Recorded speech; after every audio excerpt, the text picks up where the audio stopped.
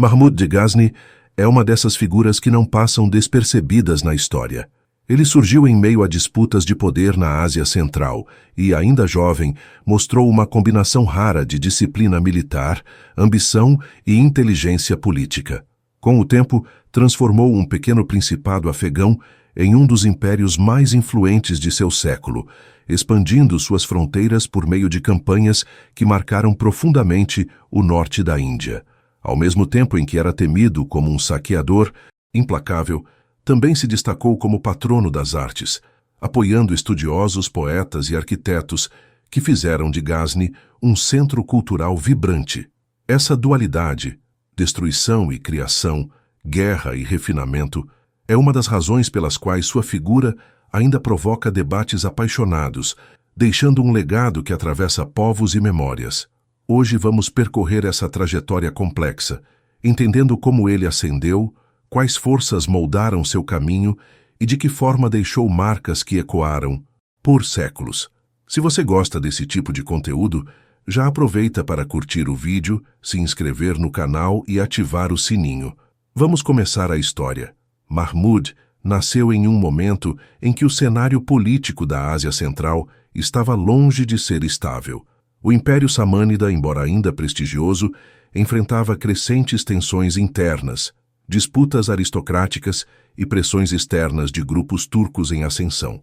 Era um período de transição, no qual grandes estruturas políticas começavam a perder força enquanto novos líderes militares buscavam oportunidades para expandir sua influência.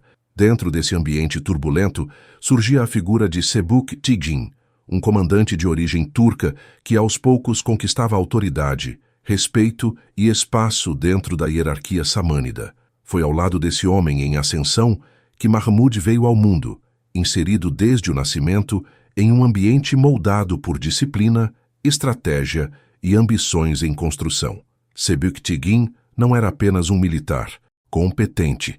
Ele era um homem capaz de ler movimentos políticos, entender a fragilidade dos samânidas e usar isso a seu favor. Ao assumir o controle da fortaleza de Ghazni, inicialmente apenas um posto militar estratégico, ele começou a estabelecer as bases de uma nova entidade política. Ghazni passou então de uma simples guarnição a um pequeno centro administrativo que atraiu soldados, comerciantes e famílias em busca de proteção e novas oportunidades.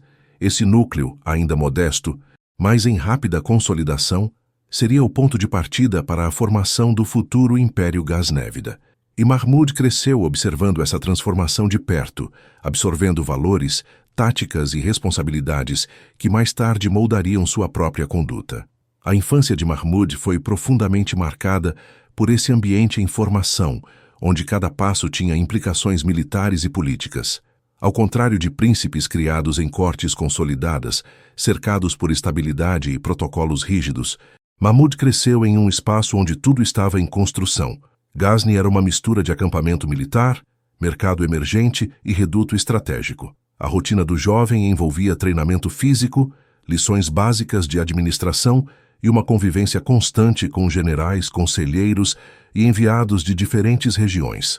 Ele aprendeu cedo a reconhecer lealdades frágeis, alianças instáveis e disputas que podiam surgir de qualquer direção. Esse ambiente diversificado permitiu que Mahmud desenvolvesse a habilidade de transitar entre culturas. Sua formação combinava tradições turcas herdadas de seu pai, influências persas presentes na administração samânida e elementos afegãos da população local. Ele ouviu histórias de campanhas, testemunhou a disciplina das tropas e teve contato com os debates entre os estrategistas que acompanhavam Sebük-Tigin. Enquanto outras crianças cresciam com preocupações simples, Mahmud convivia com relatos de fronteiras ameaçadas, rebeliões iminentes e diplomacia calculada. Isso o tornou precoce, atento e extremamente preparado para lidar com instabilidade. As rivalidades que marcavam a região também desempenharam um papel importante em sua formação. Os samânidas, apesar de enfraquecidos, ainda eram uma potência simbólica, e muitos comandantes lutavam para manter sua autonomia sob o domínio deles. Além disso, grupos turcos em ascensão, alguns aliados, outros adversários, disputavam espaço. Mahmud cresceu observando essas tensões, entendendo que sua própria família se equilibrava entre servir ao império e construir algo independente. Essa percepção moldou sua visão de poder. Ele aprendeu que a autoridade não era garantida por títulos, mas sim sustentada pela força, pela estratégia e pela capacidade de inspirar seguidores. À medida que crescia, Mahmud passou a acompanhar seu pai em viagens, negociações e, ocasionalmente, inspeções militares. Embora ainda jovem demais para participar ativamente, essas experiências lhe deram uma compreensão direta do que significava liderar homens, administrar territórios e enfrentar pressões externas. Ele observava a capacidade de Sebük-Tigin de manter ordem entre facções diversas, controlar generais ambiciosos e reagir rapidamente a ameaças. Essa convivência diária funcionou como uma escola prática, muito mais intensa do que qualquer instrução formal poderia oferecer. A personalidade de Mahmud começou a se formar nesse cenário de exigência constante. Determinado, atento aos detalhes e dotado de uma memória notável, ele absorvia o que via e transformava em aprendizado. Ainda adolescente, já demonstrava senso de autoridade e liderança, características que chamavam a atenção dos veteranos que o cercavam. Alguns o viam como um sucessor natural, outros, de forma mais cautelosa, percebiam nele uma ambição que poderia se tornar um desafio caso não fosse bem administrada. De qualquer forma, ninguém duvidava de seu potencial. Ao mesmo tempo, o jovem acompanhava de perto o fortalecimento gradual de Ghazni. A cidade crescia em importância, abrigando caravanas que passavam pela região e atraindo artesãos, soldados e administradores. A população aumentava e, com ela, a necessidade de organizar espaços, definir funções e estabelecer ordem. O pequeno principado ganhava consistência, tornando-se um ponto de referência em uma região marcada pela fragmentação. Para Mahmud, assistir a esse processo era mais do que um privilégio. Representava a compreensão íntima de como um poder nasce e se afirma. Não tardou para que Mahmud percebesse que o destino de sua família estava diretamente ligado à capacidade de consolidar esse projeto político. Ele compreendeu que a legitimidade não viria apenas de uma herança, mas da habilidade de manter a coesão interna e expandir a influência externa. As tensões com outros comandantes turcos, as pressões exercidas pelos samânidas e as ameaças provenientes das tribos vizinhas faziam parte do cotidiano. Cada uma dessas forças moldava a visão estratégica do futuro líder, treinando-o, mesmo sem intenção, para a complexidade que enfrentaria quando assumisse o poder. Ao final desse período inicial, Mahmud já não era apenas o filho de Sebük-Tigin. Era um jovem profundamente consciente das responsabilidades que o aguardavam. Sua infância, longe de ser marcada por conforto e estabilidade, foi construída dentro de um ambiente que exigia maturidade, atenção, contínua e capacidade de adaptação. Ao vivenciar o nascimento de Ghazni como núcleo político e testemunhar as tensões que cercavam sua família, ele se preparou para se tornar um líder capaz de enfrentar desafios que poucos conseguiriam suportar. A ascensão de Mahmud não foi obra do acaso, mas resultado direto desse contexto rigoroso que o moldou desde os primeiros anos. A morte de Sebük-Tigin marcou um divisor de águas na trajetória de Ghazni e, sobretudo, no destino de Mahmud. O principado ainda era jovem, dependente da força militar e da coesão interna construída pelo fundador. Sem ele, inevitavelmente surgiriam disputas sobre quem deveria comandá-lo. Embora Mahmud fosse o herdeiro natural aos olhos de muitos, seu irmão mais novo, Ismail, possuía o apoio de uma facção importante dentro da elite local. A escolha de Sebük-Tigin, feita pouco antes de sua morte, apontou Ismail como sucessor, uma decisão que causou surpresa e revolta entre os seguidores de Mahmud. A legitimidade do principado, portanto, foi imediatamente lançada em uma disputa familiar que poderia comprometer o trabalho de décadas. Ismail assumiu o governo com o apoio de parte da administração e de alguns oficiais influentes. Jovem, carismático e visto como mais maleável, parecia para muitos uma opção capaz de manter conciliação naquele momento delicado. Mahmud, porém, não aceitava a decisão. Já adulto, experiente em campanhas ao lado do pai e respeitado pelas tropas, acreditava que Ghazni precisava de um líder forte, alguém capaz de dialogar militarmente com os vizinhos e impor disciplina às facções internas. Para ele, a nomeação do irmão representava um risco não apenas pessoal, mas também político. Assim começou uma disputa que, se não fosse resolvida com rapidez, poderia fragmentar a região e atrair potências dispostas a se aproveitar do caos. Mahmud estava em Nishapur quando soube da morte do pai e da ascensão de Ismail. Sem hesitar, reuniu apoiadores e preparou-se para marchar em direção a Ghazni. Sua fama entre os soldados era sólida. Muitos haviam lutado ao seu lado e confiavam plenamente em seu comando. A disputa pelo trono do principado se transformou então em uma corrida para ver quem conquistaria a lealdade do maior número de tropas e administradores. O conflito não foi apenas militar, tratou-se de um embate político, simbólico e estratégico. Ismail buscou se amparar na legitimidade formal, enquanto Mahmud usou sua reputação, experiência e apoio das guarnições para questionar essa legitimidade. Quando finalmente se enfrentaram, ficou claro que a posição de Mahmud era mais forte. Ele venceu o irmão com relativa rapidez, consolidando a ideia de que sua autoridade não era apenas hereditária, mas também reconhecida por quem realmente sustentava o principado, o exército. Ismail foi deposto e poupado, uma decisão que, além de evitar novos conflitos familiares, transmitiu ao principado uma imagem de controle e pragmatismo. Com a vitória, Mahmud se tornou o governante de Ghazni e iniciou um processo de reorganização interna, fundamental para garantir que nenhuma outra facção tentasse contestá-lo. Mas a consolidação do poder local não era suficiente. Mahmud compreendia que, para manter estabilidade, precisava se posicionar diante da força hegemônica da região, o Império Samânida. Embora fragilizados, os samânidas ainda eram uma referência política, uma fonte de legitimidade e um ponto de equilíbrio entre os diversos chefes militares. Ao mesmo tempo, sua decadência tornava-se evidente. Disputas internas, governadores rebeldes e pressões externas corroíam suas bases. Mahmud percebeu que poderia usar essa fragilidade para ampliar sua autonomia sem se expor a confrontos desnecessários. Seu primeiro passo foi declarar lealdade formal ao emir Samânida, gesto que agradou os setores mais tradicionais e permitiu que ele fosse reconhecido como governador legítimo de Ghazni. Porém, essa lealdade tinha um limite claro. Mahmud estava disposto a apoiar os samânidas apenas enquanto isso servisse aos seus interesses. Em essência, ele assumiu uma posição de aliado útil, mas não submisso. Essa habilidade em navegar entre diplomacia e independência calculada foi uma das características distintivas de seu governo inicial. A deterioração do poder samânida abriu uma sequência de oportunidades.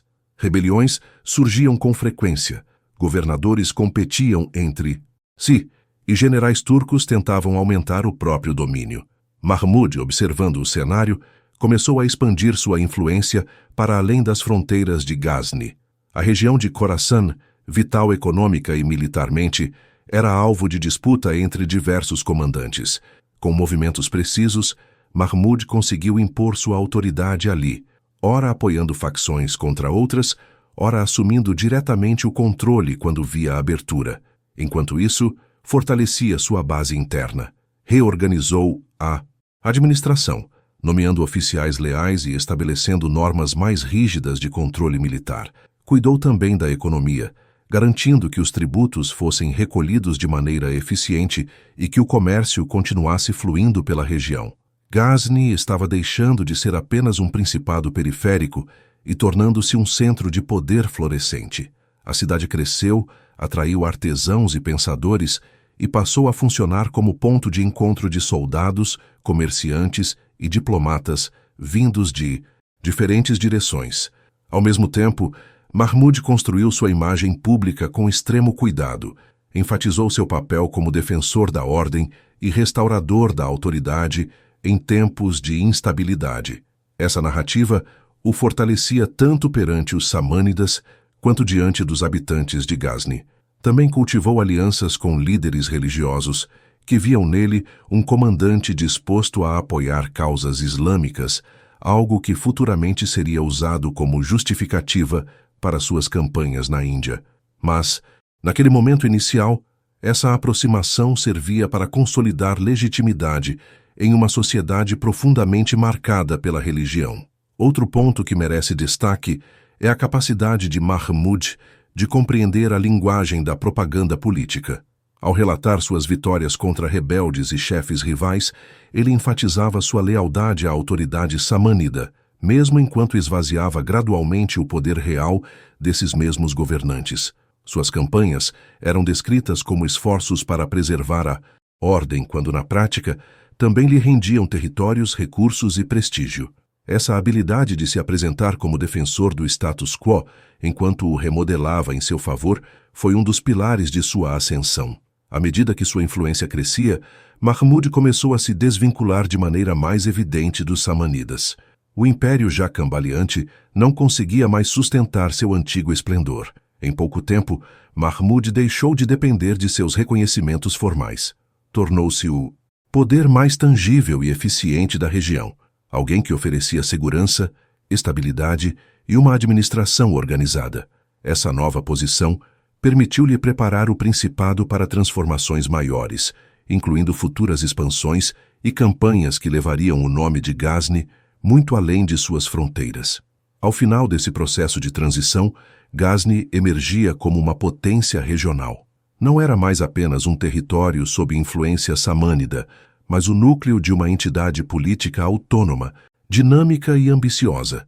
Mahmud havia derrotado o irmão, contornado adversários, explorado habilmente a fragilidade dos antigos senhores e consolidado poder em múltiplas frentes: militar, administrativa, econômica e simbólica. As bases do Império Gaznévida estavam lançadas, e o jovem governante mostrava que seu horizonte ia muito mais longe do que a simples sucessão de seu pai. Ele estava pronto para transformar Ghazni em um centro de força capaz de rivalizar com potências muito maiores, abrindo caminho para a etapa seguinte de sua trajetória. Ao assumir firmemente o controle de Ghazni, Mahmud sabia que não bastava apenas herdar a posição do pai ou se impor militarmente contra o irmão. Era necessário transformar o principado em um estado funcional, respeitado e capaz de sustentar ambições maiores do que a simples sobrevivência. Sua primeira tarefa foi organizar a administração interna, moldando-a segundo modelos persas já consolidados, mas adaptando-a à realidade militarizada que caracterizava Ghazni. Ele compreendia que um governo eficiente não dependia apenas da força das armas, mas também da capacidade de gerir recursos, estabelecer hierarquias claras e garantir que cada parte do território estivesse integrada a um sistema coerente. A administração que Mahmud estruturou unia elementos de diferentes tradições. A organização burocrática seguia padrões persas: secretarias especializadas, escribas experientes, coleta de impostos sistematizada e registros detalhados das operações do governo. Já o comando militar era fortemente influenciado pelas tradições turcas, valorizando disciplina, mobilidade e lealdade pessoal. Além disso, os afegãos da região forneciam conhecimento geográfico, tropas de apoio e vínculos com comunidades locais. Mahmud soube mesclar esses elementos de forma pragmática, usando o que cada grupo tinha de mais útil para criar um sistema fluido e adaptável. Um dos pilares dessa nova estrutura foi a autonomia relativa dada aos comandantes militares. Eles eram responsáveis por manter a ordem, proteger fronteiras e preparar tropas para campanhas futuras, sempre com supervisão direta do centro administrativo. Ao mesmo tempo, Mahmud incentivou o desenvolvimento de um corpo burocrático leal, formado por homens alfabetizados, capazes de lidar com finanças e registros oficiais. Esse grupo fortalecia o Estado por dentro, enquanto os generais ampliavam sua influência por fora. Essa combinação, força rígida e administração organizada, permitiu que Ghazni se transformasse rapidamente em um polo eficiente. Com a máquina estatal organizada, Mahmud começou a planejar suas primeiras campanhas. O objetivo, inicialmente, não era a expansão ilimitada, mas sim consolidar fronteiras, eliminar ameaças próximas e garantir que Ghazni não fosse pressionada por potências vizinhas. A oeste, ele teve de lidar com chefes locais, tribos que desafiavam sua autoridade e remanescentes do poder samânida que ainda tentavam reivindicar territórios ou autoridade moral. Suas campanhas nessa direção eram rápidas e precisas. Ele atacava rebeldes com força esmagadora, tomava fortalezas estratégicas e estabelecia guarnições que mantinham ordem e continuidade administrativa. A diplomacia também era parte desse processo. Mahmud não se limitava à guerra. Buscava acordos com líderes que preferiam negociar. Se uma tribo jurava lealdade e pagava tributos, ele aceitava, desde que a ordem fosse mantida. Sua habilidade de alternar entre ataque e diálogo evitava conflitos prolongados desnecessários e preservava recursos. Esse pragmatismo ajudou a consolidar sua imagem como governante eficaz, capaz de equilibrar dureza com racionalidade. Enquanto organizava a parte ocidental de seu domínio, Mahmud começava a voltar os olhos para o leste. O norte da Índia era uma região rica, fragmentada e politicamente complexa. Reinos hindus disputavam territórios entre si, e muitos deles enfrentavam tensões internas. A fronteira entre Ghazni e esses reinos era permeável, marcada por incursões de tribos e conflitos locais. Mahmud compreendia que ali existia uma oportunidade extraordinária, tanto econômica quanto política. O saque de cidades indianas poderia financiar seu governo, fortalecer seu exército e consolidar sua imagem como líder poderoso. Ao mesmo tempo, campanhas bem-sucedidas aumentariam o prestígio do principado. Os primeiros movimentos na direção da Índia foram cuidadosamente planejados. Mahmud não se lançava em batalhas sem informações sólidas. Ele enviava exploradores, coletava relatos de comerciantes e mantinha contatos com grupos locais descontentes com o domínio de seus governantes. Antes de atacar, buscava conhecer a geografia, a disposição das tropas inimigas e a situação política do reino-alvo. Essa preparação era essencial, pois as campanhas envolviam longas marchas, travessias de terrenos difíceis e logística complexa. A primeira grande investida ocorreu contra o reino de Jayapala, governante da dinastia Hindu-Shahi, que controlava áreas estratégicas próximas ao atual Afeganistão e ao Paquistão. Jayapala via em Ghazni uma ameaça crescente e tentou se antecipar, atacando antes que Mahmud estivesse pronto. O golpe, porém, saiu pela culatra. Mahmud reagiu rapidamente, organizando suas tropas com disciplina e aproveitando a hesitação do inimigo. A vitória não apenas garantiu segurança à sua fronteira, mas também enfraqueceu profundamente o reino de Jayapala, abrindo caminho para campanhas futuras. Esse confronto inicial permitiu que Mahmud entendesse melhor os exércitos indianos, seus pontos fortes, suas estratégias e suas fragilidades. Muitos reinos hindus possuíam fortes tradições militares, mas enfrentavam problemas de coordenação, lealdades fragmentadas e dificuldades para reagir com rapidez. Mahmud, com sua experiência turca em guerra de movimento, explorou essas fraquezas.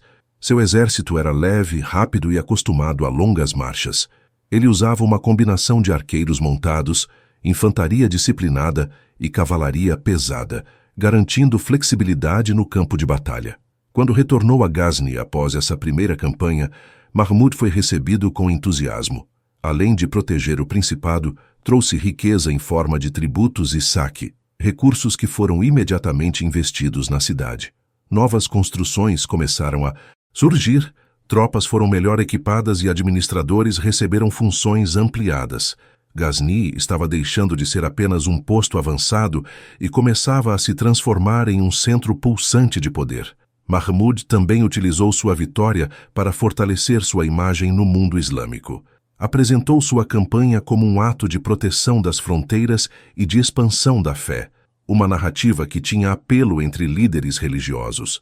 Embora suas motivações fossem, sem dúvida, também econômicas e políticas, Ele percebeu que envolver elementos religiosos em sua propaganda ampliava seu prestígio. Esse discurso seria cada vez mais utilizado nas campanhas seguintes, oferecendo uma justificativa ideológica que lhe rendia apoio e reconhecimento. Enquanto isso, a administração interna continuava a se aprofundar. Mahmud procurou integrar sua crescente diversidade populacional, oferecendo oportunidades a turcos, persas e afegãos. Em sua corte, poetas e estudiosos encontravam espaço aos lados de generais e governadores. Esse ambiente cosmopolita reforçava a unidade interna e ajudava a legitimar seu governo perante diferentes grupos sociais. A mistura cultural se tornaria marca registrada de Ghazni, que floresceria como um centro de produção intelectual. No final desse período inicial, Mahmud já havia construído as bases de um governo sólido, eficiente e capaz de sustentar expedições de longa distância. A reorganização administrativa e militar havia transformado o Principado em uma potência regional em ascensão. As primeiras campanhas, tanto no oeste quanto no leste, mostravam seu talento para combinar estratégia, diplomacia e força. E as incursões rumo ao norte da Índia revelavam não apenas seu método de guerra, mas também a ambição que guiaria seu reinado: consolidar poder, expandir fronteiras e acumular recursos para tornar Ghazni um império respeitado em toda a região. O início das campanhas indianas de Mahmud marcou uma virada decisiva em sua trajetória. Até então ele se consolidara como um governante forte, disciplinado e estrategista, capaz de transformar Ghazni em um poder regional sólido. Mas era ao se voltar para o leste, rumo ao subcontinente indiano, que ele encontraria a chave para ampliar sua riqueza, reputação e influência para níveis inéditos. As motivações que o levaram a iniciar essas expedições não podem ser reduzidas a um único fator. Havia ambição política, necessidade econômica, legitimidade religiosa e desejo de se firmar como figura central entre os líderes militares de seu tempo. Cada elemento por si só já justificaria incursões. Combinados, formavam um impulso irresistível. Do ponto de vista político, Mahmud compreendia que controlar rotas, desarticular reinos vizinhos e expandir sua influência era essencial para manter Ghazni em ascensão. O norte da Índia era uma região fragmentada, com reinos que conviviam com rivalidades internas e desafios externos. A dinastia Hindu-Shahi, representada inicialmente por Jayapala e depois por Anandapala, controlava territórios estratégicos que serviam como zona de transição entre o planalto afegão e as ricas planícies indianas. Para Mahmud, submeter esses reinos significava remover uma barreira natural ao crescimento de seu próprio império. Economicamente, as campanhas ofereciam oportunidades extraordinárias. As cidades indianas eram prósperas, com templos que acumulavam riquezas ao longo de séculos, enquanto Ghazni, ainda em desenvolvimento, necessitava de fundos para sustentar seu exército, financiar obras públicas e manter a máquina administrativa funcionando. A Índia era um celeiro de recursos. O saque de cidades e templos não apenas enriquecia o Estado, mas também alimentava a lealdade dos soldados, que recebiam parte do espólio. Isso criava um ciclo virtuoso. Quanto mais Mahmud conquistava, mais recursos tinha para fortalecer seu exército, e quanto mais forte seu exército ficava, mais conquistas se tornavam possíveis. O aspecto religioso não pode ser ignorado. Embora suas motivações fossem essencialmente pragmáticas, Mahmud soube utilizar a retórica religiosa como ferramenta política. Ele se apresentava como defensor do Islã, alguém que destruía templos e ídolos em nome da fé. Esse discurso, difundido por cronistas persas e adotado com entusiasmo por setores religiosos, ampliava seu prestígio no mundo islâmico e reforçava sua imagem de líder zeloso. A combinação entre devoção aparente e ambição real o ajudava a justificar campanhas que, na prática, buscavam tanto conquistas quanto riqueza. Jayapala foi o primeiro grande adversário de Mahmud nas planícies indianas. Já enfraquecido pela derrota anterior contra Sebuk-Tigin, o governante Hindu-Shahi tentou resistir ao avanço do novo líder gaznévida. Apesar de suas tentativas de reorganizar o exército e buscar apoio entre chefes regionais, ele enfrentava dificuldades. Mahmud atacou com precisão, utilizando sua cavalaria móvel, arqueiros montados e táticas turcas, que privilegiavam velocidade e ataques coordenados. A inferioridade tática de Jayapala ficou evidente quando seu exército foi derrotado de forma decisiva. Após essa derrota, Jayapala, desonrado, abdicou em favor de seu filho Anandapala e, segundo relatos, encerrou sua vida em um ato de desespero. Anandapala, embora mais jovem e determinado, enfrentava os mesmos problemas que haviam prejudicado seu pai. Seu reino precisava lidar com tensões internas e com a crescente pressão de Mahmud. Ainda assim, ele tentou resistir. Organizou uma coalizão que envolvia diferentes chefes e reinos locais, formando um exército numeroso. Essa coalizão representava um esforço para conter Mahmud antes que ele se consolidasse como ameaça irreversível. Mas o líder de Ghazni não era apenas um comandante ambicioso, era um estrategista habilidoso. Antes de enfrentar a coalizão de Anandapala, Mahmud investiu em campanhas que lhe garantissem rotas seguras e eliminassem focos de resistência secundários. Isso lhe permitiu avançar com confiança, assegurando que cada movimento fosse calculado. Quando finalmente confrontou Anandapala, usou táticas que exploravam falhas de comunicação e coordenação entre os aliados indianos. Sua cavalaria atacava de forma rápida e inesperada, desorganizando as linhas inimigas. Os arqueiros montados pressionavam constantemente as tropas adversárias, impedindo que se reagrupassem. A disciplina e o treinamento de seu exército contrastavam com a estrutura mais rígida e pesada dos exércitos hindus, que dependiam mais da força bruta. A vitória foi devastadora para Anandapala. Embora tenha sobrevivido ao confronto inicial, suas forças foram esmagadas e suas defesas expostas. Mahmud avançou e saqueou cidades importantes, levando ouro, joias, objetos rituais e tudo o que pudesse ser transportado. Esses primeiros grandes saques tiveram um impacto profundo em Ghazni. A cidade começou a se transformar rapidamente. Palácios foram ampliados, mesquitas enriquecidas, mercados cresceram e artesãos de diferentes regiões passaram a ser atraídos para trabalhar sob patrocínio ghaznévida. A reputação de Mahmud começou a se espalhar por toda a região. Para seus aliados e admiradores, ele era um campeão da fé, um guerreiro incansável que defendia o mundo islâmico contra inimigos pagãos. Para seus adversários, era uma força destrutiva, imprevisível e temida.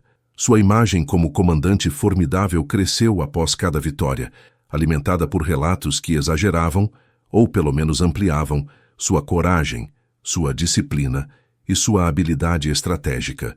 Em poucos anos, Mahmud se tornou símbolo de poder militar, alguém que não apenas vencia batalhas, mas que moldava o cenário político da região através delas. À medida que consolidava suas conquistas, Mahmud continuava refinando suas estratégias. Ele evitava batalhas prolongadas, preferia movimentos rápidos e certeiros e mantinha seu exército sempre bem suprido. Sua logística era impressionante para a época. Tropas móveis, cavalos resistentes, engenheiros capazes de construir pontes improvisadas e guarnições que garantiam rotas seguras de retorno. Isso permitia que suas campanhas fossem frequentes, eficientes e lucrativas. O impacto dessas guerras foi significativo para ambos os lados. Para Ghazni, significou prosperidade, expansão e reputação. Para os reinos indianos, significou perda de recursos, instabilidade política e uma percepção crescente de vulnerabilidade. Mahmud não tinha interesse em ocupar permanentemente grandes áreas da Índia nesse estágio. Seu objetivo era mantê-las fracas o suficiente para não ameaçar suas fronteiras e ricas o suficiente para fornecer saques periódicos. Ao final dessa fase, Mahmud já havia estabelecido as bases de sua fama. Seus ataques contra Jayapala e Anandapala haviam demonstrado sua superioridade militar, sua habilidade estratégica e sua capacidade de transformar vitórias em riqueza e prestígio. O nome de Ghazni passava a ser associado não apenas a um principado em ascensão, mas a uma potência militar temida e respeitada. E para Mahmud, essas campanhas eram apenas o início de um projeto maior que, nas décadas seguintes, faria de seu nome um dos mais lembrados de toda a história da região. As campanhas que marcaram o período mais lucrativo do reinado de Mahmud consolidaram sua fama e transformaram Ghazni em um centro de poder sem precedentes na região. Se suas incursões iniciais já haviam rendido prestígio e recursos, foi nas ofensivas contra cidades como Mathura e Kanauj que ele alcançou o auge de sua capacidade de extrair riqueza e redefinir o equilíbrio político no norte da Índia. Essas campanhas não apenas ampliaram sua influência, mas também reforçaram a narrativa cuidadosamente construída de que ele era um campeão da fé islâmica, embora suas ações fossem igualmente moldadas por cálculos estratégicos e ambições imperiais. Mathura, uma das cidades mais ricas e sagradas do hinduísmo, era conhecida por seus templos adornados com ouro, joias e estátuas trabalhadas com extremo detalhamento. Quando Mahmud voltou seus olhos para lá, tinha plena consciência de que não se tratava apenas de um ataque militar. Era uma oportunidade de atingir um centro simbólico do inimigo, enfraquecer sua moral e obter um volume extraordinário de recursos. A própria reputação da cidade a tornava alvo ideal para alguém que buscava tanto riqueza quanto impacto político. A marcha até Mathura exigiu preparação cuidadosa. Mahmud coordenou movimentos rápidos, evitando confrontos desnecessários e priorizando a chegada repentina, que pegaria o inimigo desprevenido. Quando seu exército finalmente alcançou a cidade, o resultado foi devastador. Os templos foram saqueados, muitos deles destruídos, e uma quantidade imensa de ouro e pedras preciosas foi levada. Relatos posteriores em crônicas persas descrevem que toneladas de metal precioso foram transportadas de volta para Ghazni, enchendo caravanas enormes e criando um fluxo de riqueza que poucos reinos do período seriam capazes de imaginar. Esse saque não afetou apenas a economia da cidade, atingiu diretamente suas estruturas religiosas e culturais. Para muitos habitantes da região, Mahmud não era apenas um inimigo militar, mas uma força que ameaçava a própria identidade espiritual. A destruição de ídolos e templos tinha um significado profundo, criando um impacto psicológico que reverberaria por gerações. Para Mahmud, porém, o objetivo era prático: desarticular o poder regional, enfraquecer centros de resistência e garantir recursos que financiariam seu império. Após Mathura, Kanauj se tornou o próximo grande alvo. Essa cidade icônica, que havia sido centro político de dinastias poderosas no passado, conservava prestígio, riqueza e uma posição estratégica no norte da Índia. Era uma metrópole famosa, com mercados movimentados, templos abundantes e uma elite que acumulava tesouros há séculos. Mahmud sabia que tomar Kanauj não apenas aumentaria sua fortuna, mas também enviaria uma mensagem clara de superioridade militar a todos os reinos vizinhos. A campanha contra Kanauj seguiu a lógica que já se tornara característica de suas ofensivas: velocidade, surpresa e disciplina. Ele evitava prolongar cercos que desgastassem seu exército. Preferia manobras que minassem a capacidade de resistência do inimigo. Ao entrar na cidade, encontrou um centro urbano repleto de templos magníficos. Crônicas descrevem que Mahmud teria saqueado centenas de templos, cada um com seu acúmulo de metais preciosos, tecidos raros e objetos ritualísticos. Embora algumas dessas fontes possuam exageros evidentes, todas concordam que o saque de Kanauj foi monumental. O choque cultural entre o mundo islâmico persianizado de Ghazni e os reinos hindus atingiu nível máximo nessas campanhas. De um lado, Mahmud representava um modelo estatal baseado em uma mistura de tradição turca militarista e burocracia persa sofisticada, influenciado pela literatura, religião e organização administrativa do mundo islâmico oriental. De outro lado, os reinos indianos possuíam estruturas políticas fragmentadas, sustentadas por castas guerreiras, templos riquíssimos e tradições religiosas milenares. A colisão entre essas duas realidades produziu tensões profundas. não apenas militares, mas também simbólicas e culturais. Para muitos habitantes da Índia, Mahmud representava uma ameaça existencial. Ele não apenas tomava cidades, mas destruía espaços sagrados, eliminava símbolos religiosos e levava consigo riquezas que compunham o patrimônio cultural de séculos. Para Mahmud, entretanto, os templos eram depósitos de recursos valiosos, essenciais para financiar seu estado e manter a fidelidade das tropas. Sua visão era pragmática. Destruir o local significava reduzir a resistência futura. Levar o saque significava garantir meios para expandir seu império. A riqueza acumulada nessas campanhas transformou Ghazni.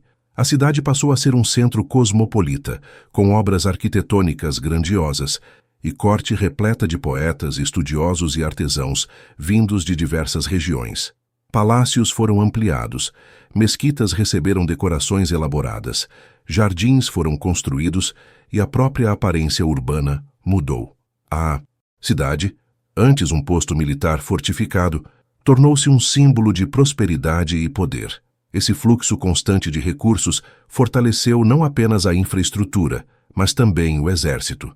Mahmud conseguia pagar soldos com regularidade, equipar tropas com armamentos de qualidade e atrair guerreiros de diferentes origens que viam em suas campanhas uma oportunidade de enriquecimento rápido.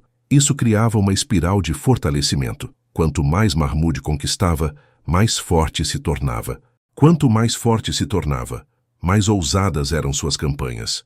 A propaganda religiosa acompanhou esse crescimento. Cronistas persas e administradores ligados à corte descreviam Mahmud como defensor da fé, alguém que enfrentava reinos idólatras e destruía templos em nome do Islã. Essa narrativa era útil para atrair apoio religioso e justificar campanhas cujos objetivos eram, na maior parte, econômicos e estratégicos. Embora Mahmud fosse sincero em sua devoção, sua política externa não se guiava exclusivamente pela religião. Ela era uma ferramenta, entre outras, utilizada com inteligência para construir prestígio no mundo islâmico. A imagem de Mahmud como campeão do Islã se difundiu rapidamente, especialmente entre estudiosos e poetas que dependiam de seu patrocínio. Isso não significa que sua fama fosse igualmente positiva em todas as regiões. Para muitos reinos indianos, ele era símbolo de devastação. A complexidade dessa reputação é parte do legado que deixaria. Ele não era visto de forma unívoca. Enquanto uns o exaltavam como grande conquistador, outros o viam como invasor destrutivo. Ao final desse período, Mahmud havia transformado suas campanhas indianas no pilar mais lucrativo e simbólico de seu reinado. As tomadas de Mathura e Kanauj não apenas enriqueceram Ghazni, mas também consolidaram a percepção de que ele era capaz de submeter adversários poderosos e extrair deles não apenas vitórias militares, mas também vastas riquezas culturais e materiais. A partir dessas conquistas, seu nome se tornou sinônimo de poder, ambição e determinação, abrindo caminho para campanhas ainda mais audaciosas que definiriam o auge de sua trajetória. A expedição ao Templo de Somnath é, sem dúvida, o episódio mais famoso e também o mais carregado de mitos da trajetória militar de Mahmud de Ghazni. Entre todas as suas campanhas, nenhuma gerou tanto debate, tantas crônicas divergentes e tanta carga simbólica quanto essa incursão, realizada no início do século XI, no litoral da atual região de Gujarat. Somnath não era apenas um templo rico, era um dos centros religiosos mais celebrados do hinduísmo, dedicado a Shiva, atraindo peregrinos de todo o subcontinente e acumulando prestígio espiritual há séculos. Para Mahmud, atacá-lo significava alcançar um objetivo que combinava riqueza, demonstração de força e impacto psicológico duradouro. A logística dessa campanha revela o quanto Mahmud estava disposto a superar desafios que iam muito além dos campos de batalha tradicionais. Somnath ficava distante de Ghazni e exigia uma marcha longa que atravessava desertos, rios e regiões hostis. Para viabilizar a jornada, Mahmud reuniu uma força expressiva, composta por cavaleiros de elite, tropas de infantaria, arqueiros e unidades especializadas no transporte de suprimentos. Ele organizou caravanas de carregamento, com camelos e carros reforçados para atravessar terrenos arenosos, e planejou cuidadosamente as rotas, para evitar áreas onde reinos indianos pudessem organizar emboscadas. A própria distância fazia com que a campanha fosse um risco significativo. Marchas longas desgastavam soldados e animais, e a necessidade de manter alimentos, água e equipamentos exigia disciplina rígida. Mahmud havia aprendido ao longo de suas campanhas a importância da logística. Uma marcha mal planejada poderia arruinar toda a expedição. Assim, determinou acampamentos estratégicos ao longo do caminho, recrutou guias locais e utilizou informações fornecidas por comerciantes e espias que conheciam as rotas costeiras. Ao se aproximar de Gujarat, Mahmud enfrentou resistência inicial de chefes regionais e principados locais. Embora não fossem suficientemente poderosos para detê-lo definitivamente, esses grupos representavam obstáculos que exigiam rapidez no combate. A estratégia de Mahmud, uma vez mais, baseava-se em movimentos ágeis, ataques de surpresa e pressão constante. Ele evitava cercos prolongados e procurava neutralizar opositores antes que se reunissem em números suficientes para oferecer resistência séria. Ainda assim, a entrada na região de Somnath foi marcada por confrontos intensos, nos quais tropas locais buscaram defender os acessos ao templo. Quando finalmente se aproximou da fortificação que protegia Somnath, Mahmud encontrou os defensores preparados. Relatos posteriores, principalmente em crônicas islâmicas, descrevem uma grande batalha nos arredores do templo, com forte resistência indiana. Embora as descrições variem, algumas claramente exageradas, mencionam centenas de milhares de defensores, o fato é que houve combate significativo. Os guerreiros locais, conscientes da importância sagrada do local, lutaram com determinação.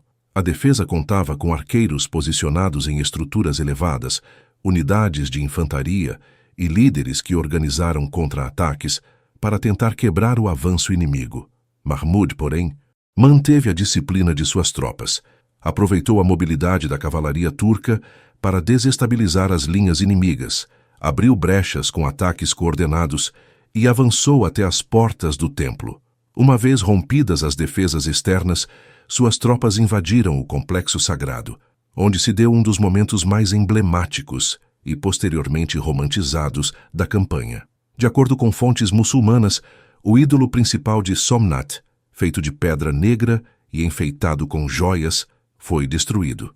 Outras crônicas mais tardias e muitas vezes influenciadas por narrativas nacionalistas sugerem interpretações diferentes, mas todas concordam que o saque do templo foi devastador. O impacto moral da queda de Somnath foi profundo. Para os habitantes da região e para devotos do templo, o episódio foi traumático, simbolizando não apenas a derrota militar, mas a violação de um dos centros mais sagrados do hinduísmo. A destruição de ídolos, a retirada de metais preciosos e o desmantelamento de estruturas rituais criaram um precedente simbólico que reverberaria por séculos. A campanha não era apenas um ataque a um reino ou a um governante, era um golpe direto na identidade religiosa e cultural de milhões de pessoas. O saque de Somnath trouxe a Mahmud uma quantidade extraordinária de riqueza. Crônicas falam de tesouros que incluíam ouro, prata, pedras preciosas, tecidos raros e objetos religiosos elaborados. A veracidade de algumas dessas descrições pode ser questionada, pois muitas foram escritas com a intenção de exaltar o poder de Mahmud e aumentar sua fama como conquistador. No entanto, mesmo descontando exageros, é indiscutível que o saque foi monumental e contribuiu enormemente para fortalecer Ghazni. O retorno para casa foi por si só parte da construção da lenda. Ao atravessar novamente desertos e regiões perigosas, Mahmud teve de manter vigilância constante, temendo ataques de inimigos que buscassem recuperar parte do saque. Mas a travessia foi bem-sucedida, consolidando a impressão de que sua expedição havia sido um triunfo total. Em Ghazni, a chegada das riquezas roubadas reforçou sua imagem como governante abençoado, capaz de vencer não apenas inimigos humanos, mas também símbolos religiosos rivais. A partir desse episódio, a figura de Mahmud passou por uma transformação ainda mais marcante na memória coletiva. No mundo islâmico, sua reputação como destruidor de ídolos foi celebrada por poetas e cronistas que viam nisso um sinal de devoção religiosa e poder militar incomparável. Poemas exaltavam sua coragem e descreviam a campanha como uma vitória do Islã sobre a idolatria. Esses textos ajudaram a cimentar uma imagem heróica que influenciaria gerações. Nas regiões indianas, porém, a memória foi muito diferente. Somnath se tornou símbolo do trauma, da destruição e da violação cultural. Para muitos grupos hindus, o saque representava um marco doloroso, lembrado como um dos episódios mais trágicos da história regional. A reconstrução do templo, ao longo dos séculos, tornou-se parte de uma resistência cultural, reafirmando que, apesar das derrotas, a tradição espiritual local continuava viva. Cada vez que Somnath era erguido novamente, enviava-se uma mensagem de resiliência e continuidade histórica. Os mitos que se formaram em torno da campanha refletem o poder que esse episódio passou a exercer na imaginação coletiva. Alguns relatos exageram números, descrevem batalhas heróicas ou atribuem motivações puramente religiosas a Mahmud. Outros, ao contrário, tentam minimizar o impacto da destruição. O fato é que Somnath se tornou um símbolo disputado por narrativas distintas, cada uma moldando o episódio conforme seus interesses culturais, religiosos ou políticos. Para Mahmud, a vitória em Somnath representou mais do que riqueza. Ela consolidou seu status como um dos governantes mais temidos e respeitados de sua época, ampliou a dimensão simbólica de suas conquistas e reforçou sua autoridade tanto interna quanto externamente. A campanha tornou-se instantaneamente parte da historiografia sobre seu reinado e garantia sua presença permanente nas discussões sobre o poder militar e religioso do período. Ao longo do tempo, a expedição ao templo de Somnath se transformou em um dos pilares da compreensão histórica da expansão de Ghazni, não apenas por seu impacto material, mas pelo peso emocional e simbólico que carregava. Ela representa o momento em que as ambições de Mahmud atingiram seu ápice, combinando estratégia militar, brutalidade, planejamento logístico e propaganda política em um único evento monumental. Ainda hoje, Somnath é lembrado como um ponto de inflexão, um marco que define tanto a magnitude do poder de Mahmud quanto as feridas profundas deixadas em seu caminho. O auge do Império Ghaznevida não se explica apenas pelo vasto território controlado por Mahmud, nem somente pela riqueza acumulada após décadas de campanhas militares bem-sucedidas. Seu verdadeiro esplendor se revela, sobretudo, na transformação profunda que ele promoveu em Ghazni, convertendo uma cidade antes modesta em um dos centros mais vibrantes de cultura, arte, ciência e literatura do mundo islâmico medieval. Enquanto suas tropas atravessavam montanhas e desertos para conquistar novos territórios, dentro de suas muralhas, Ghazni florescia como um polo de criatividade e saber. Esse contraste entre a violência das campanhas e o refinamento de sua corte é um dos aspectos mais fascinantes do reinado de Mahmud. A cidade, estrategicamente posicionada entre a Pérsia, a Ásia Central e o subcontinente indiano, beneficiou-se dessa geografia singular. Ela se tornou um ponto de encontro entre povos e tradições, um lugar onde comerciantes, viajantes, estudiosos e poetas se cruzavam em ruas movimentadas. Mahmud soube aproveitar esse potencial e investiu energicamente em infraestrutura, arquitetura e urbanização. Mandou erguer palácios ornamentados com mármores e mosaicos, mesquitas monumentais, jardins planejados com fontes e canais, além de bibliotecas abastecidas com manuscritos vindos de todas as regiões sob sua influência. A riqueza trazida das campanhas indianas alimentava esse processo, financiando construções luxuosas que reforçavam a imagem de Ghazni como capital de um império em ascensão. Ao mesmo tempo em que projetava grandeza por meio da arquitetura, Mahmud também atraiu e patrocinou figuras intelectuais que, ao longo dos séculos, se tornariam ícones na história da ciência e da literatura. Entre esses nomes, dois se destacam de maneira incontornável: Al-Biruni e Ferdowsi. Ambos, cada um a seu modo, ajudaram a perpetuar uma visão sofisticada da corte gaznévida, apesar de suas experiências pessoais não terem sido idênticas. Al-Biruni, brilhante erudito de origem corásmia, foi um dos maiores polímatas de sua época. Matemático, astrônomo, geógrafo, historiador, linguista e filósofo, ele chegou à corte de Mahmud após a conquista do Corásmio. Embora tenha chegado a Gazni como prisioneiro de guerra, Mahmud rapidamente percebeu o valor extraordinário daquele intelectual. Al-Biruni recebeu recursos, acesso a textos importantes e liberdade para conduzir pesquisas. Sua obra monumental sobre a Índia, fruto de sua convivência com estudiosos e brahmanes, tornou-se uma das descrições mais completas e imparciais já produzidas sobre a cultura, a religião e o conhecimento científico indiano. Paradoxalmente, enquanto Mahmud devastava cidades indianas, um dos maiores estudiosos de sua corte dedicava-se a compreender profundamente a civilização atacada por seu patrono. Essa contradição simboliza o caráter multifacetado do império. As portas de Gazni estavam abertas para o conhecimento, mesmo quando suas fronteiras eram expandidas pela força.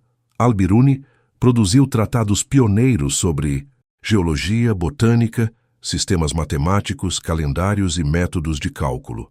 Seu interesse pela observação empírica e pela comparação crítica entre culturas revela um ambiente intelectual estimulante, onde mesmo a situação política instável não impedia a circulação de ideias. Mahmud se beneficiava dessa produção, pois ela fortalecia sua imagem como governante iluminado, capaz de unir a espada à sabedoria.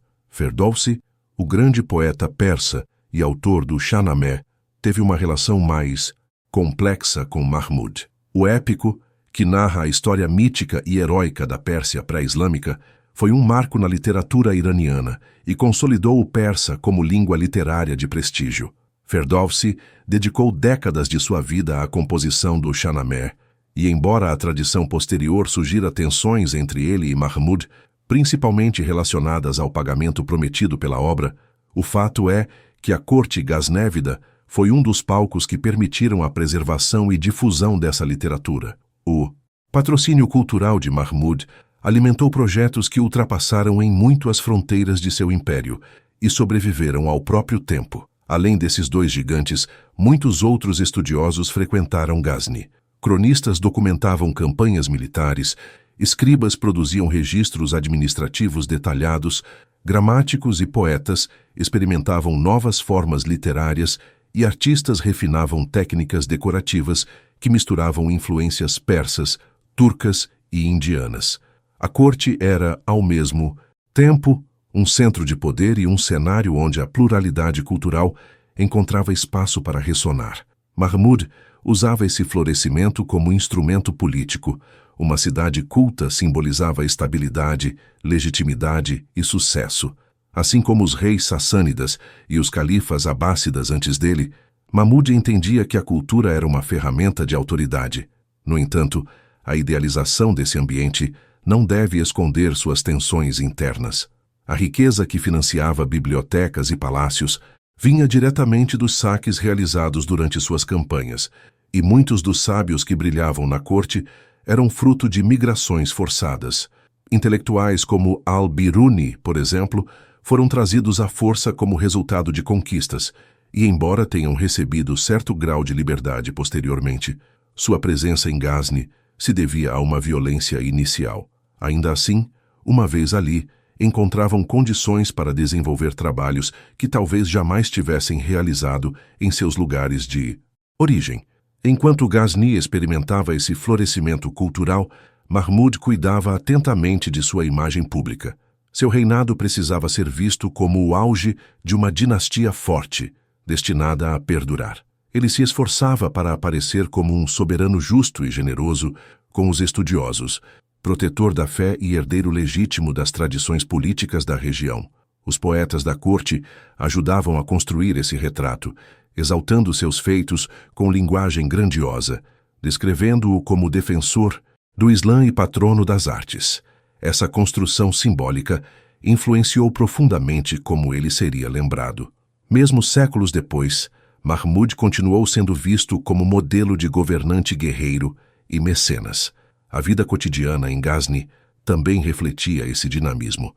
Mercados prosperavam com produtos vindos da Índia, da Pérsia e da Ásia Central. Artesãos produziam cerâmicas, tecidos finos e objetos de metal ornamentados que circulavam entre palácios e caravanas. A literatura era recitada em salões iluminados por lamparinas, enquanto viajantes estrangeiros descreviam a capital com admiração. A cidade parecia viver em permanente movimento, alimentada pela circulação de riquezas e ideias. O cosmopolitismo ghaznévida era, de fato, um dos fatores que diferenciavam o império de outros estados regionais de sua época. Essa diversidade cultural também se refletia no aparelho administrativo que Mahmud organizou. Ele empregava vizires, juristas, escribas e governadores de diferentes origens, unindo a burocracia persa tradicional a elementos militares turcos. Essa fusão produzia uma máquina estatal eficiente, capaz de manter controle sobre extensas regiões. O prestígio de sua corte contribuía para atrair talentos que viam em Ghazni oportunidades que seus lugares de origem não lhes ofereciam. A construção dessa imagem idealizada, porém, não apagava a outra face do governante, a do conquistador implacável, cujas campanhas deixaram cicatrizes profundas no norte da Índia. A distância entre a Ghazni refinada e as cidades saqueadas criava uma contradição evidente, embora perfeitamente compreendida dentro dos parâmetros da política medieval. Os mesmos recursos que financiavam poetas e cientistas eram obtidos por meio da destruição de templos, da captura de prisioneiros e da expropriação de riquezas. Essa dualidade tornou Mahmud uma figura complexa, ao mesmo tempo admirada e temida. Ao observar esse período, percebe-se que o apogeu do Império Ghaznévida não foi construído apenas pela força militar, mas pela capacidade de Mahmud em criar um ambiente intelectual e artístico que reforçava sua autoridade. Ghazni se tornara um palco de criatividade e intercâmbio cultural, irradiando influência para além de suas fronteiras. Sob seu comando, a cidade viveu um esplendor que seria lembrado mesmo após o declínio da dinastia, tornando-se símbolo de um tempo em que guerra e cultura caminharam lado a lado, moldando um dos capítulos mais marcantes da história da Ásia Central. Nos últimos anos de sua vida, Mahmud de Ghazni se viu diante de um cenário muito diferente daquele que havia moldado sua ascensão.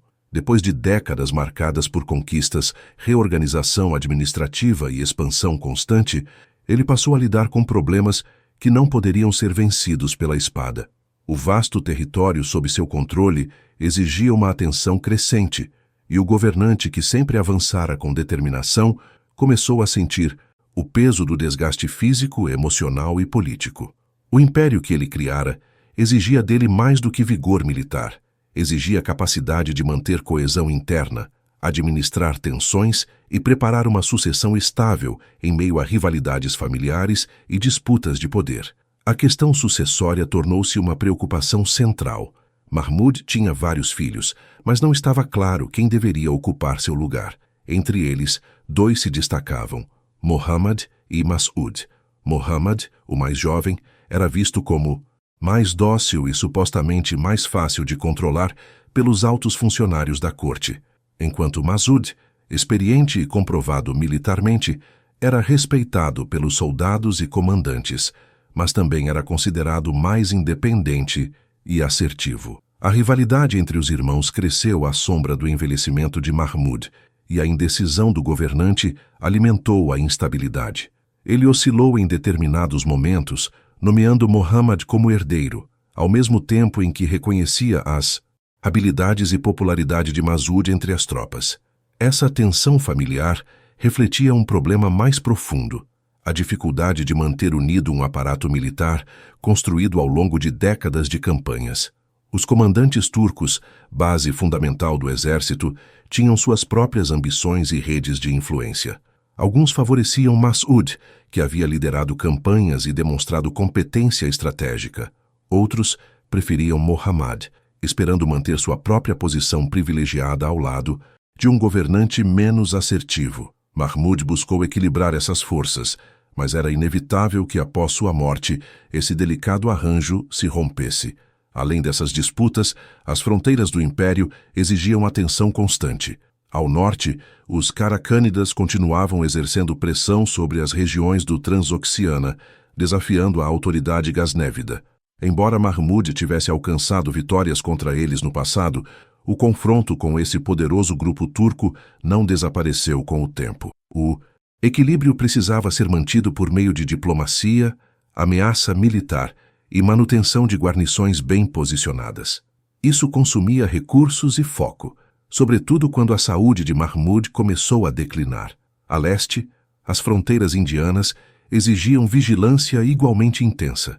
Enquanto algumas regiões haviam sido saqueadas, outras estavam sob controle direto ou indireto de governadores nomeados por Ghazni.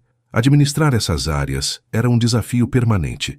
As populações locais, muitas vezes hostis ao domínio gaznévida, precisavam ser controladas por meio de acordos com elites regionais, envio de tropas ou cobrança cuidadosa de tributos. A instabilidade política de certos reinos hindus favorecia intervenções militares, mas também criava um ambiente imprevisível, onde revoltas poderiam explodir repentinamente.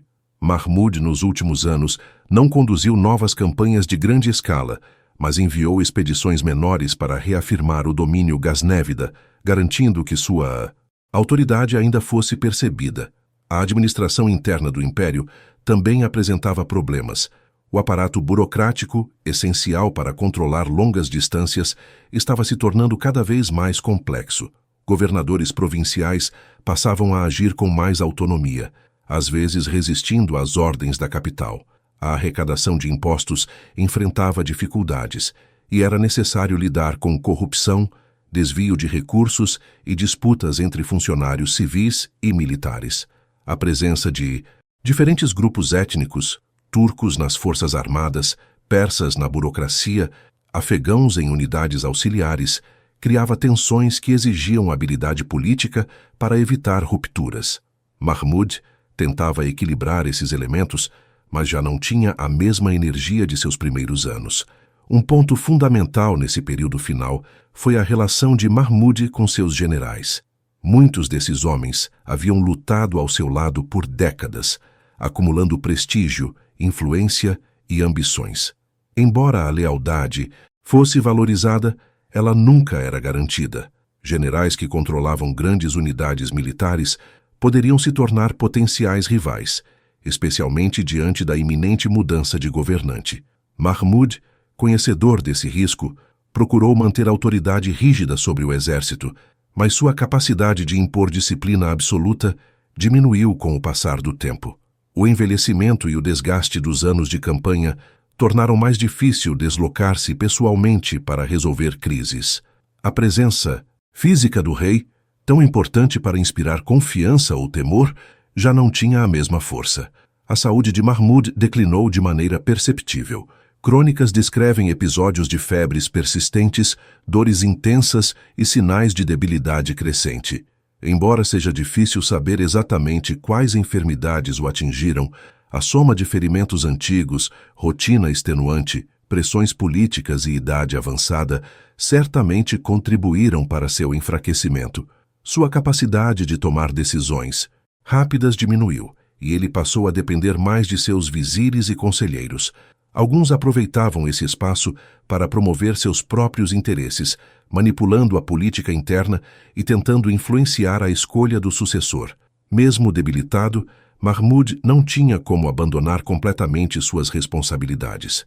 O império continuava a demandar sua atenção, e ele tentava administrar cada crise com o máximo de racionalidade possível. Ao mesmo tempo, tornava-se cada vez mais evidente que sua figura centralizadora era indispensável para manter a coesão do sistema. Sem sua liderança forte e seu prestígio militar, o risco de fragmentação crescia.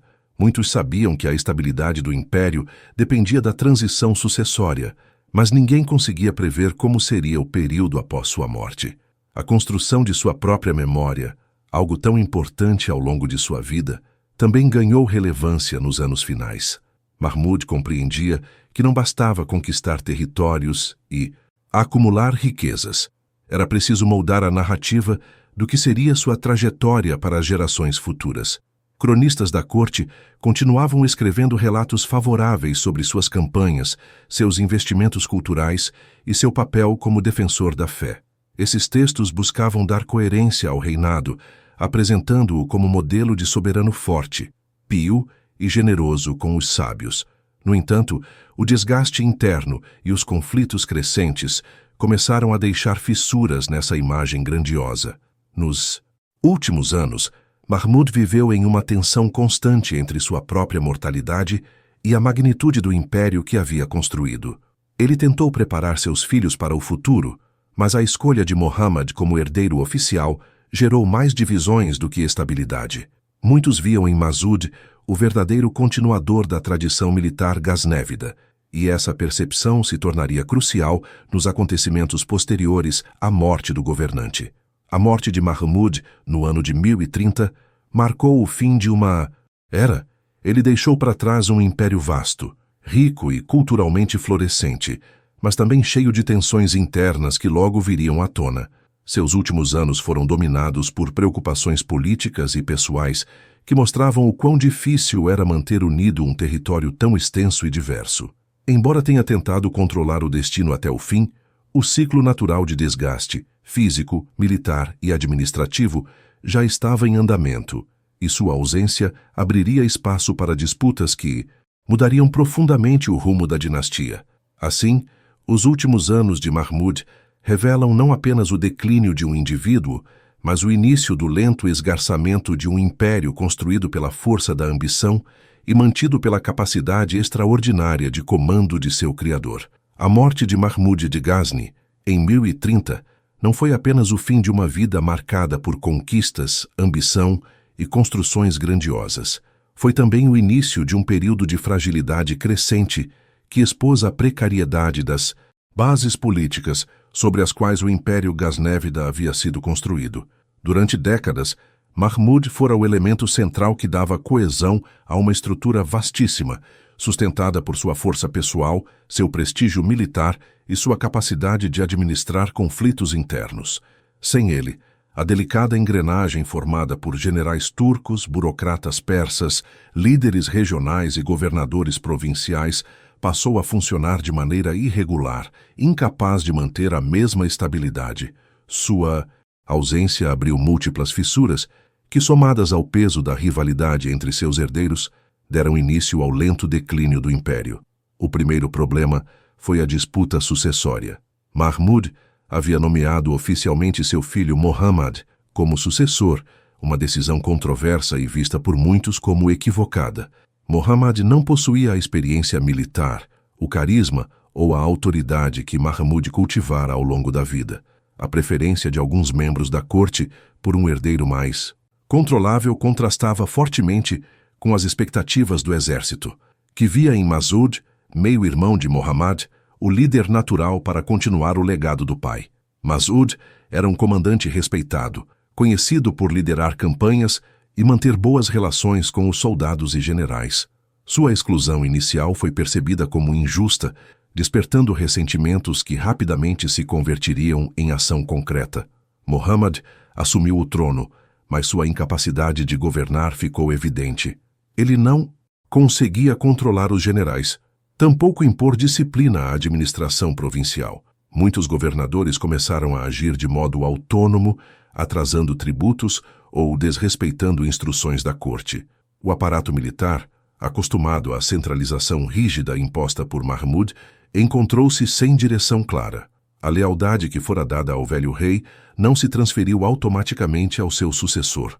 Esse quadro instável serviu de oportunidade para Mas'ud. Contando com amplo apoio militar, ele se rebelou contra o irmão e marchou em direção à capital. A disputa entre os dois rapidamente ganhou dimensões dramáticas, culminando na deposição de Muhammad e na ascensão de Mas'ud ao trono. No entanto, mesmo que Mas'ud parecesse mais preparado para governar, ele herdou um império já pressionado por crises e desgastado por anos de esforços militares contínuos. Durante seu reinado, Mas'ud enfrentou adversários tanto internos quanto externos. Ao norte, os Seljúcidas, uma força emergente entre os turcos oghuz, começaram a reorganizar-se e a avançar sobre regiões antes dominadas pelos gaznêvidas. O poder seljúcida crescia rapidamente, impulsionado por um exército móvel, agressivo e estrategicamente inovador. Seus ataques iniciais eram irritações constantes, mas logo se transformaram em ameaças sérias que exigiam campanhas defensivas sucessivas. A região do Coração e o território do Khurasan tornaram-se palco de confrontos fundamentais.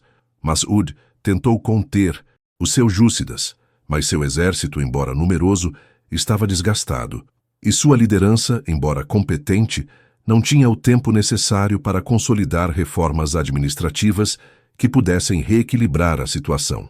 Além disso, muitos generais que haviam servido a Mahmud passaram a desafiar Mas'ud ou a agir prioritariamente em defesa de seus próprios interesses. A morte do fundador revelara uma fraqueza central. O império dependia mais da personalidade e do comando direto do governante, do que de instituições sólidas capazes de sobreviver à transição. Enquanto isso, problemas internos se acumulavam. A burocracia persa, essencial para manter o funcionamento do império, sofria com rivalidades e disputas por influência. Governadores provinciais, especialmente nas regiões distantes como o Punjab e o Sindh, tornavam-se quase independentes, cobrando impostos e administrando tropas locais de acordo com suas próprias prioridades. As tensões econômicas aumentavam, já que o império precisava sustentar um exército caro e lidar com as perdas sucessivas de território no norte. A ausência de grandes campanhas indianas, tão lucrativas no tempo de Mahmud, também reduziu drasticamente o fluxo de riquezas para Ghazni. A própria cidade de Ghazni, embora ainda esplêndida, começou a mostrar sinais de vulnerabilidade. A queda de prestígio político diminuiu a capacidade de atrair novos estudiosos ou artesãos de renome. A corte continuou ativa, mas era evidente que o brilho cultural do reinado de Mahmud não se mantinha com a mesma intensidade. Muitos intelectuais que antes viviam sob patrocínio generoso começaram a migrar para outras regiões em ascensão, como as cidades seljúcidas e centros persas independentes. O golpe fatal para o império veio em 1040, com a Batalha de Dandanakan. Mas'ud enfrentou os seljúcidas em uma tentativa de conter sua expansão, mas sofreu uma derrota esmagadora. O exército gaznévida, exausto e mal organizado, não conseguiu resistir às táticas superiores dos turcos seljúcidas, que exploraram a mobilidade e a eficiência de seus arqueiros montados. A derrota retirou dos gaznévidas o controle sobre o Khurasan, região essencial, tanto para o prestígio quanto para a economia do império. Sem essa província, o poder gaznévida ficou irremediavelmente enfraquecido. Após Dandanakan, o império se fragmentou de modo acelerado. Mas'ud foi deposto por uma nova revolta, protagonizada por partidários de Muhammad, que voltou brevemente ao trono apenas para ser assassinado pouco tempo depois. A instabilidade atingiu níveis insustentáveis. A dinastia perdeu o controle sobre o norte e foi obrigada a recuar para o sul, concentrando-se principalmente nas regiões do Afeganistão e do Punjab. Embora ainda mantivessem certa relevância local, os gaznévidas jamais recuperariam a grandeza dos tempos de Mahmud.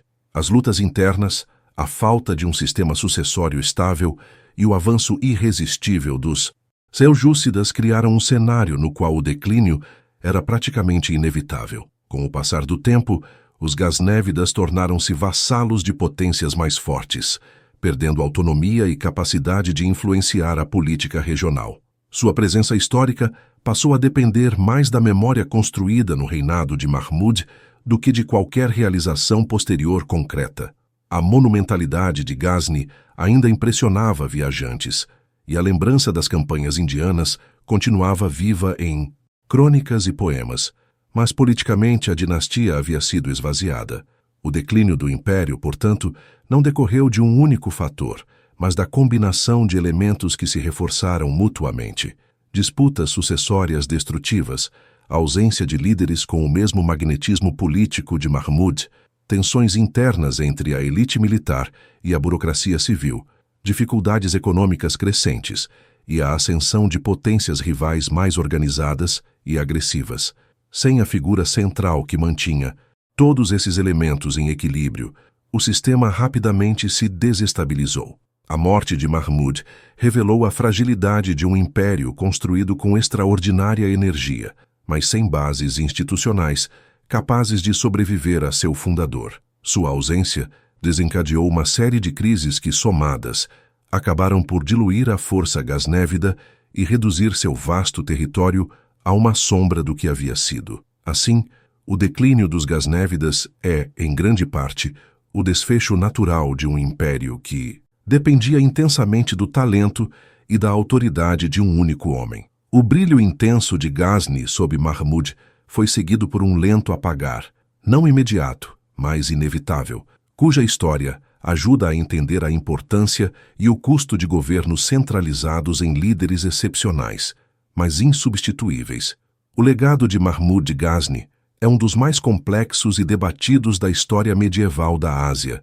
Sua figura atravessou séculos carregando significados contraditórios, moldados por culturas distintas, agendas políticas divergentes e memórias traumáticas ou gloriosas, dependendo de quem narra sua história. Essa multiplicidade de interpretações faz com que Mahmud continue sendo estudado não apenas como um conquistador ou um governante, mas como um símbolo, ora de destruição, ora de expansão cultural, ora de grandeza política. Seu impacto, tanto material quanto simbólico, deixou marcas profundas no sul da Ásia, na Pérsia e no imaginário islâmico mais amplo. Dentro das tradições persas, Mahmud costuma ser lembrado como um grande governante, um mecenas brilhante e um guerreiro vitorioso. Os cronistas da época, muitos deles financiados por sua própria corte, construíram uma imagem cuidadosamente elaborada, exaltando sua coragem, sua devoção religiosa e seu papel como defensor da fé. Obras literárias produzidas durante seu reinado, ou logo após ele, destacam seu patronato às artes, a presença de figuras como Al-Biruni e Ferdowsi em Ghazni, e a transformação da cidade em um centro ímpar de cultura persianizada. Mesmo que a relação de Mahmud com Ferdowsi tenha sido marcada por tensões, o fato de o Shahnameh ter alcançado sua versão final durante seu governo ajudou a fixar a associação entre o governante e o florescimento literário persa. As narrativas persas, portanto, tendem a realçar o esplendor cultural de sua corte e sua habilidade administrativa, colocando em segundo plano a brutalidade de suas campanhas. Já nas memórias do subcontinente indiano, a figura de Mahmud aparece sob uma luz muito mais sombria. Para muitas tradições hindus, ele é lembrado como saqueador implacável, responsável pela destruição de templos, cidades e patrimônios culturais. A campanha contra Somnath ocupa posição central nessa percepção, tornada símbolo da violação religiosa e espiritual sofrida por regiões hindus.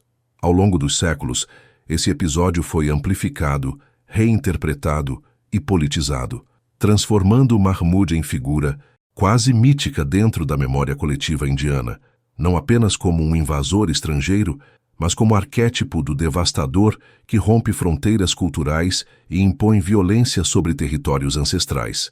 Essa visão, embora marcada por elementos históricos reais, também absorveu camadas de mito que ultrapassaram a materialidade das fontes.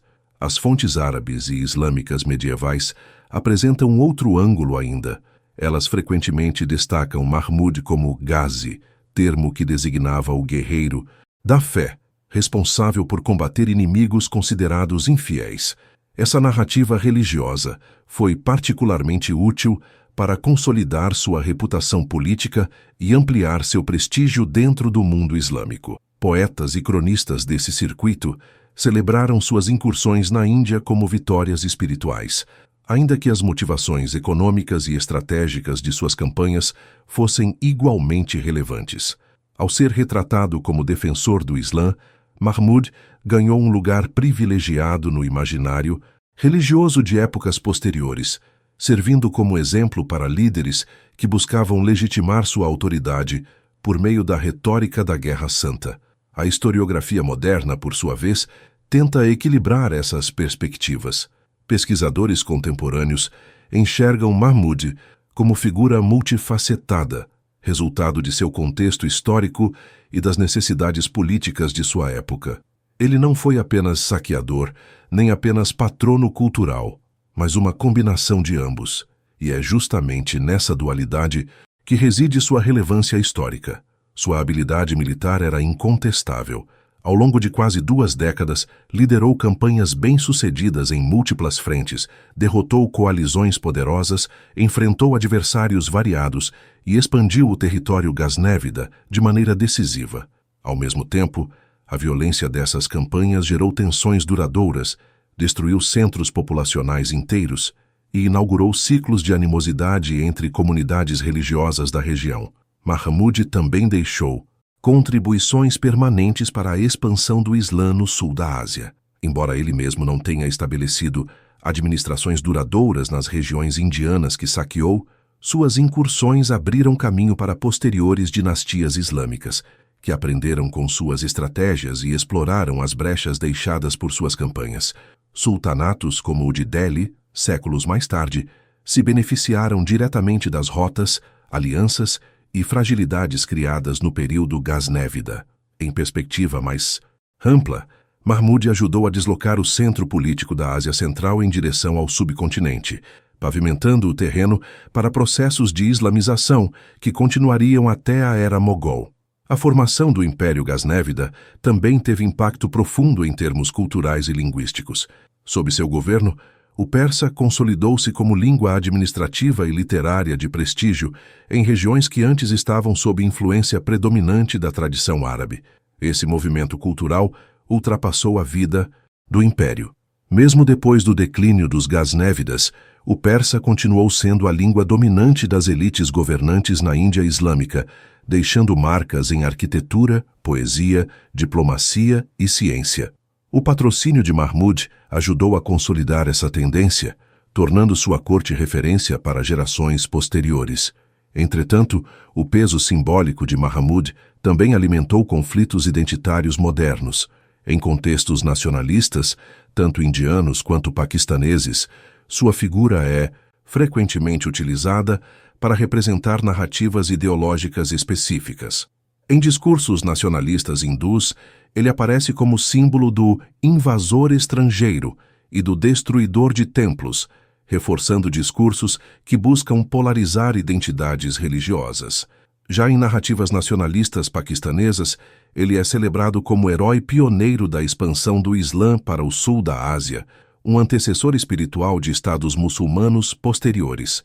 Essas leituras, claramente moldadas por agendas contemporâneas, demonstram como o passado pode ser reinterpretado de acordo com necessidades políticas. A própria construção historiográfica de Mahmud tornou-se objeto de estudo. Sua imagem oficial, criada por cronistas como Al-Utbi, reflete uma propaganda política cuidadosamente planejada. Relatos de batalhas, descrições de riqueza, discursos de devoção e elogios poéticos eram instrumentos para legitimar seu poder.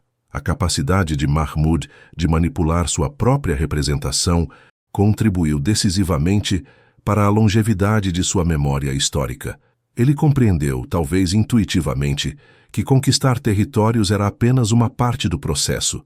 Outra parte, igualmente vital, consistia em construir uma narrativa capaz de sobreviver ao tempo. Nos debates acadêmicos atuais, há um esforço para separar mito e realidade. Os registros gaznévidas são confrontados com descrições indianas, estudos arqueológicos e análises críticas de textos persas e árabes. Essa abordagem revela que, embora Mahmud tenha cometido destruições significativas, muitos relatos foram exagerados, tanto para glorificá-lo quanto para demonizá-lo. Exageros numéricos, discursos sobre fanatismo ou santidade, cifras de tropas e valores saqueados, tudo isso precisa ser interpretado com cautela, levando em conta que a retórica medieval não seguia critérios modernos de precisão. Mesmo assim, há aspectos que permanecem indiscutíveis em seu legado. Mahmud estabeleceu um dos impérios mais influentes de sua época, reorganizou estruturas administrativas, transformou Ghazni em uma capital cultural de primeira grandeza e impactou profundamente a história do subcontinente indiano. Suas campanhas, embora violentas, mudaram alianças, fragilizaram reinos hindus e criaram novas dinâmicas políticas que ecoariam por séculos. Sua corte, multifacetada e rica, ajudou a preservar tradições literárias e científicas que se tornariam pilares do desenvolvimento cultural persa e islâmico. Assim, o legado final de Mahmud é a soma de contrastes: o conquistador cuja espada moldou fronteiras, o saqueador que destruiu templos, o estadista que consolidou instituições, o mecenas que patrocinou poetas e cientistas, o símbolo político reconfigurado por narrativas nacionais, o personagem histórico analisado pela lente crítica da historiografia moderna. Sua figura continua sendo objeto de debates acalorados, porque mais do que um personagem de passado distante, ele representa temas universais: ambição, poder, violência, construção cultural e disputa pela memória. Mahmud de Ghazni, em sua dualidade, permanece um dos grandes exemplos de como indivíduos podem influenciar profundamente o curso da história, não apenas por suas ações diretas, mas por tudo aquilo que gerações posteriores decidiram lembrar, reinterpretar ou transformar em mito. Essa disputa pela memória, talvez, seja o aspecto mais duradouro de seu legado.